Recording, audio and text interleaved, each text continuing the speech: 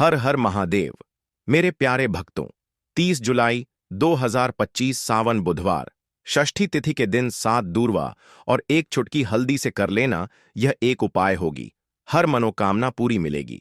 सभी दोषों से मुक्ति, इतना धन आएगा कि संभाले नहीं संभलेगा।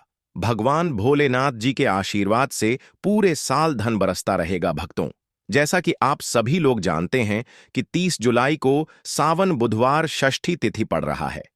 इसीलिए यह दिन बहुत ही खास है, क्योंकि देखिए भक्तों, गुरुजी ने कहा है कि जब भी सावन बुधवार षष्ठी तिथि पड़े तो आपको सिर्फ और सिर्फ 7 दूवा और एक चुटकी हल्दी वाला उपाय करना चाहिए। यह उपाय इतना खास है कि अगर आपने सही मुहूर्त पर सही क्रिया अनुसार 7 दूर्वा और एक चुटकी हल्दी वाला उपाय कर लिया, जो प्राचीन काल के समय का महा उपाय है, तो मान के चलिए भक्तों, भगवान भोलेनाथ जी के आशीर्वाद से आपके जीवन का कितना ही बड़ा दुख हो, उससे आपको मुक्ति मिल जाएगी। आपकी कोई भी मनोकामना हो, मान लीजिए आप नौकरी की तैयारी कर रहे थे, आपकी नौकरी लग जाएगी, आपका बंद पड़ा व्यापार चल पड़ेगा, जिस बीमारी से आप बहुत दिनों से परेशान थे, उस बीमारी से आपको मुक्ति मिल जाएगी। आपके जीवन में धन आना शुरू हो जाएगा। आपके जीवन में धन आने के सारे रास्ते खुल जाएंगे और मान के चलिए भक्तों, फिर आपको किसी भी प्रकार की परेशानी का सामना नहीं करना पड़ेगा।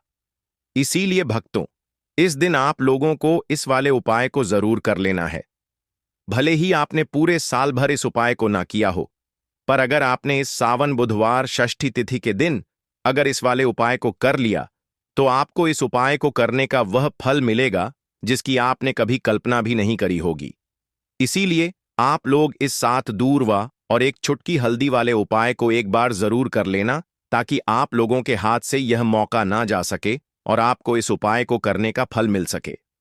भक्तों, यह उपाय पंडित जी ने अपनी अभी की ही शिव महापुराण की कथा में बताया है, जो इस उपाय को आज हम आपको बहुत अच्छे से समझाने वाले हैं।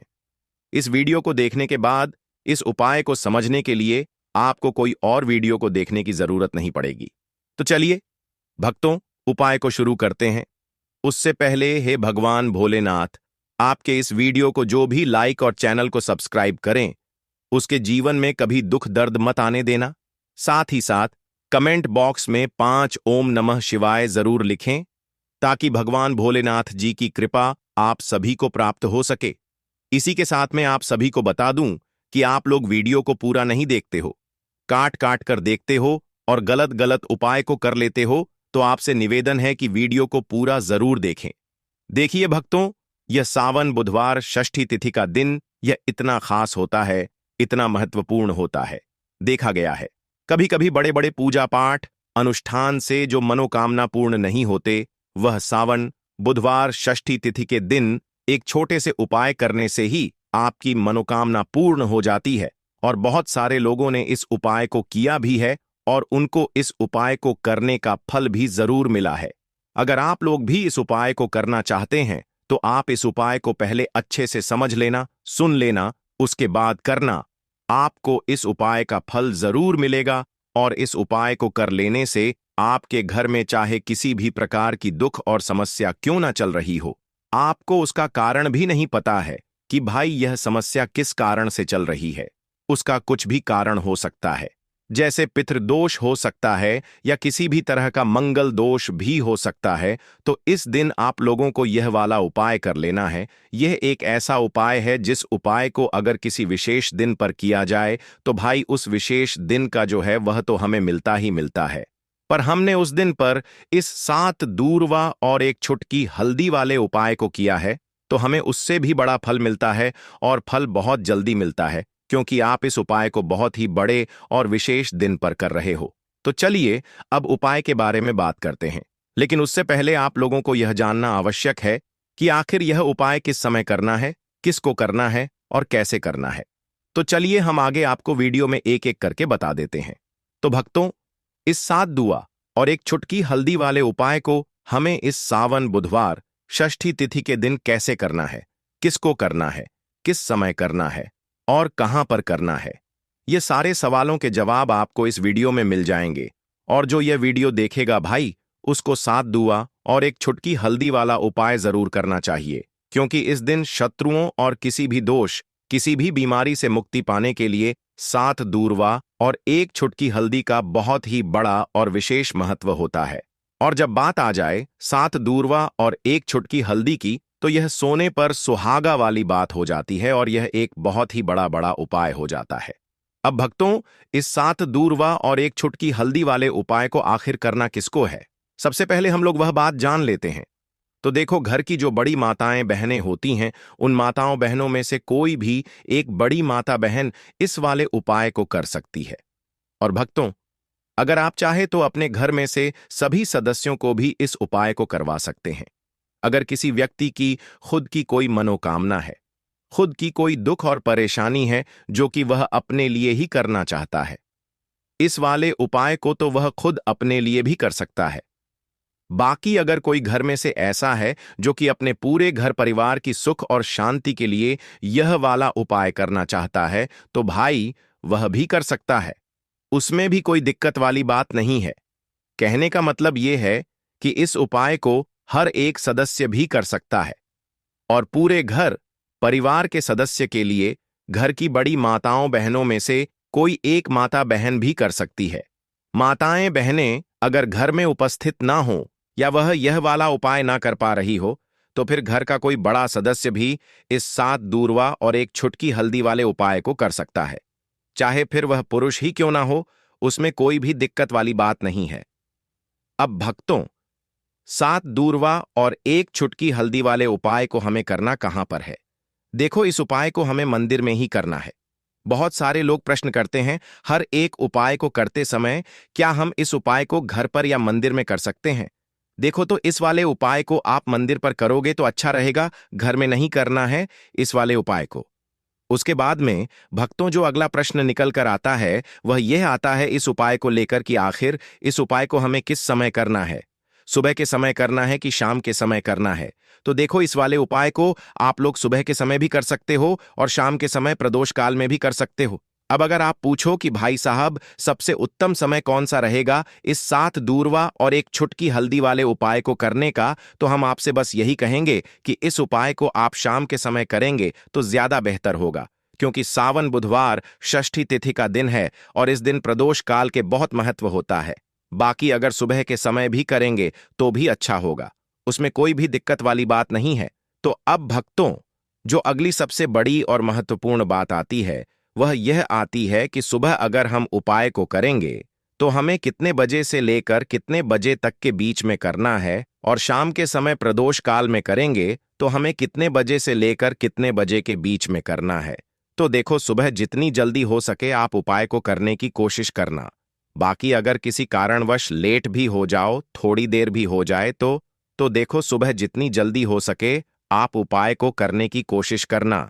बाकी अगर किसी कारणवश लेट भी हो जाओ, थोड़ी देर भी हो जाए, तो 10 या 11 बजे तक भी आप उपाय कर लेना, पर 12 बजे से ज्यादा देरी ना हो।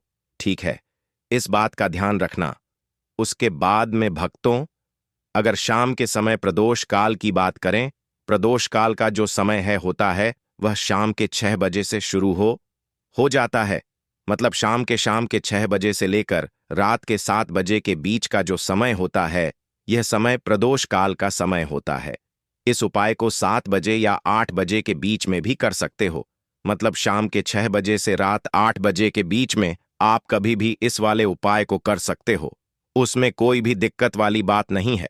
परंतु 30 जुलाई सावन बुधवार षष्ठी तिथि के दिन कोशिश करना कि समय के अंतर्गत ही कर लो। किसी कारणवश ना कर पाओ तो थोड़ा देरी से भी कर सकते हो। तो चलिए, अब हम अपने सबसे पहले उपाय की बात कर लेते हैं। तो इस उपाय को करने के लिए सुबह होने से पहले उठ जाना है। घड़ी मत देखना, जब नींद अपने आप टूट जाए वही समय ठीक होता है। सबसे पहले जमीन पर पैर रखने से पहले मन में बोलना है, आज जो करूंगा वह सिर्फ अपने भाग्य को ठीक करने के लिए करूंगा। फिर बिना किसी से बात किए सीधा रसोई में जाना है।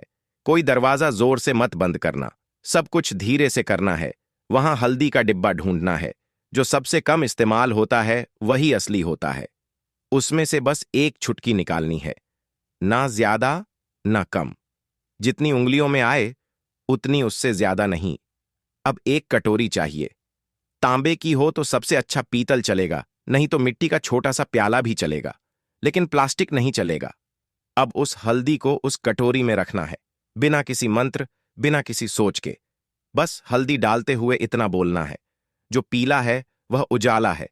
मेरे जीवन में अब यही उजाला चाहिए और कुछ नहीं।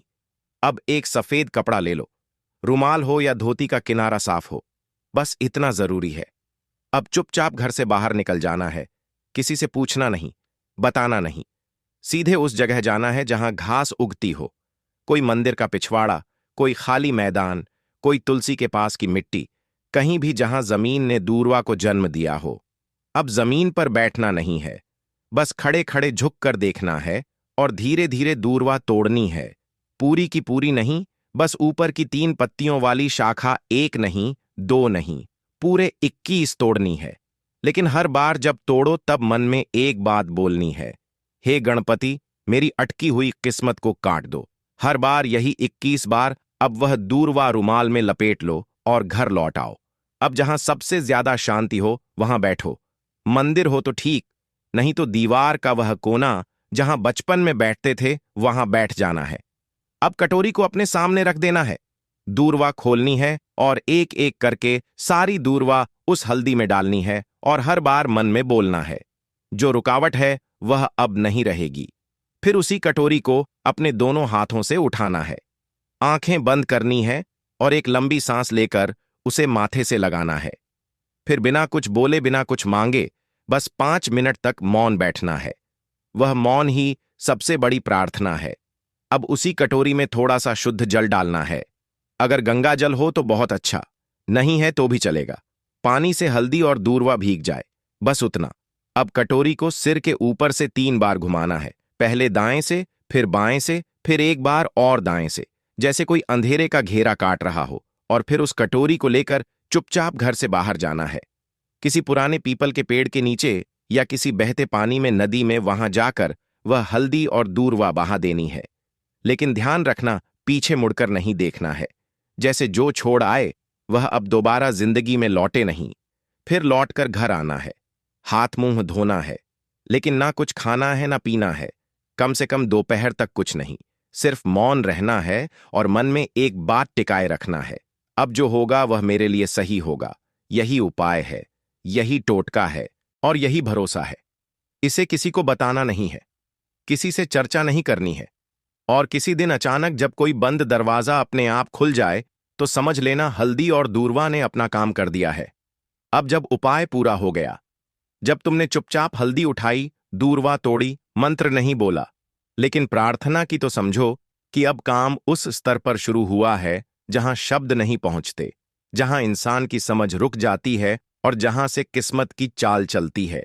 मगर दिक्कत यह है कि आजकल इंसान इतना शोर सुनता है कि जब जीवन में कोई बदलाव चुपचाप आता है तो वह उसे पहचान ही नहीं पाता। इसलिए जरूरी है यह जानना कि उस उपाय ने असर करना शुरू किया है या नहीं, और अगर हां तो कैसे। सबसे पहला संकेत, मन की हल्कापन। कोई बड़ी बात नहीं होती, बस एक सुबह उठते हो और बिना वजह मन हल्का महसूस करता है।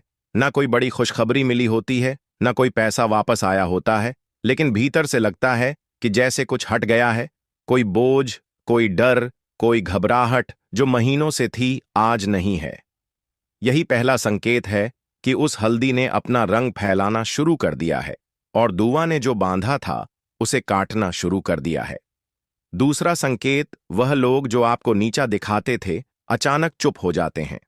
वह जो रोज ताना मारते थे, वह जो आपको नजरअंदाज करते थे, वह जो आपके रास्ते में दीवार बनते थे, अचानक जैसे किसी अदृश्य ताकत ने उनकी जुबान बांध दी हो। वह सामने होते हुए भी आपसे कुछ नहीं कह पाते, और जब आप जाते हो तो उनके चेहरे पर एक झिझक होती है, जैसे वह जानते हो कि अब आप वहीं नहीं रहे। यह दूर्वा का काम है जो रुकावटें बिना आवाज के काट देती है। तीसरा संकेत, रुका हुआ पैसा, अटका हुआ काम अचानक बिना कोशिश के हल हो जाता है। जैसे किसी ने फाइल को धकेल दिया हो, जैसे कोई केस जो सालों से रुका था उसमें तारीख लग जाए, या बैंक का वह चेक जो बार बार लौटता था अब पास हो जाए। आप खुद सोचोगे मैंने तो कुछ नहीं किया, फिर यह कैसे हो गया, और वहीं आपको याद आएगा मैंने कुछ किया था, पर मौन में। चौथा संकेत, सपनों में कुछ दिखने लगता है, ये बात बहुत लोग नजरअंदाज कर देते हैं, लेकिन असर का असली रास्ता सपनों से होकर भी निकलता है। कोई पुराना बुजुर्ग दिखे जो चुपचाप खड़ा हो, कोई मंदिर दिखे जहां आप अकेले हों, कोई नदी जिसमें आप नहा रहे हो, या कोई पेड़ जिसके नीचे आप बैठे हो।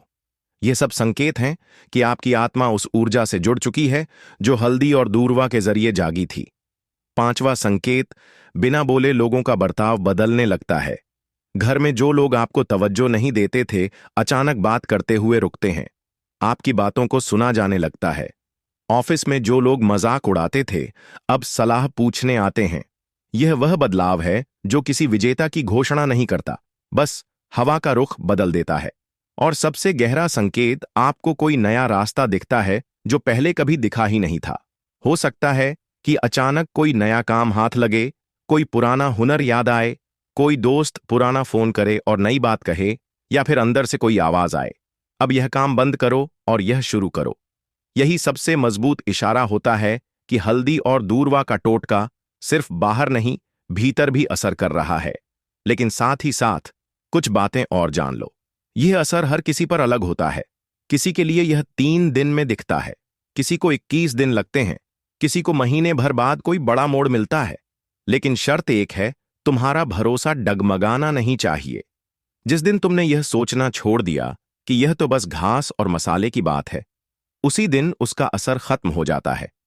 याद रखना, जब भी हल्दी और दूरवा को साथ रखकर संकल्प लिया जाता है तो ब्रह्मांड उसकी सुनता है, मगर वह सुनता है चुप रहकर, और जवाब भी चुपचाप देता है। इसलिए देखने की कोशिश मत करना, महसूस करो। और अगर कोई ऐसा संकेत मिले जो तुम्हें चौंका दे, तो डरना मत। समझना कि जवाब आने लगा है। लौंग के उपाय के लिए आपको सबसे पहले जरूरत पड़ेगी 3 लौंग। अब 3 लौंग आज बुधवार की रात 3 लौंग घर में इस जगह पर फेंक देना। धन की कमी आपके जीवन से दूर हो जाएगी, और बड़े से बड़ा नजर दोष भी आपके घर से दूर हो जाएगा। घर परिवार के जितने भी सदस्य हैं, उनके जीवन से दूर हो जाएगा। राधे राधे भक्तों। देखिए, आज की वीडियो बहुत ही खास है, क्योंकि आज की वीडियो में 3 लौंग का ऐसा उपाय आपको बताने वाले हैं। 3 लौंग आपको अपने घर में जला देना है। इस उपाय को आपने बुधवार के दिन कर लिया तो ऐसा मान के चलिए कि आपके जीवन के जो दुख हैं, अब उन्हें दूर होने में ज्यादा समय नहीं लगेगा। तो देखिए, बात करेंगे सबसे पहले लौंग की। लौंग जो होती है, पूजा पाठ हो गया। कोई भी हम बहुत बड़ी पूजा करते हैं या छोटी पूजा करते हैं, कोई भी चीज जब हम पूजा से रिलेटिव करते हैं, है ना, तो होता क्या है, हम उसमें लौंग जरूर लेते हैं। बजरंग बली का पूजन करते हैं, भगवान गणेश का पूजन करते हैं, महादेव का पूजन करते हैं, बजरंग बली का पूजन करते हैं। लौंग हम उसमें विशेष रूप से लेते हैं, क्योंकि लौंग जो होती है, यह एक तरह से आपके घर से नजर दोष को भी दूर करती है, नेगेटिविटी को भी दूर करती है। और लौंग के जितने भी उपाय होते हैं, आपको बता दें, ये बहुत जल्दी देवी देवताओं को भी प्रसन्न करते हैं और आपके जीवन के कष्टों को बहुत जल्दी दूर कर देते हैं। तो जो लोग भी चाहते हैं ना कि हमारे जीवन के कष्ट जल्दी से जल्दी दूर हो जाए, उन्हें तो विशेषकर लौंग के उपाय जरूर करने चाहिए। जो लोग चाहते हैं जल्दी से जल्दी अच्छा सा रिजल्ट उनको उनके जीवन में मिले, पैसा उनके पास आए, पैसा उनके पास रुके, तो उन्हें भी विशेषकर लौंग के उपाय जरूर करने हैं। जी हां, तो वीडियो को लाइक करके कमेंट में हर महादेव जरूर लिखें।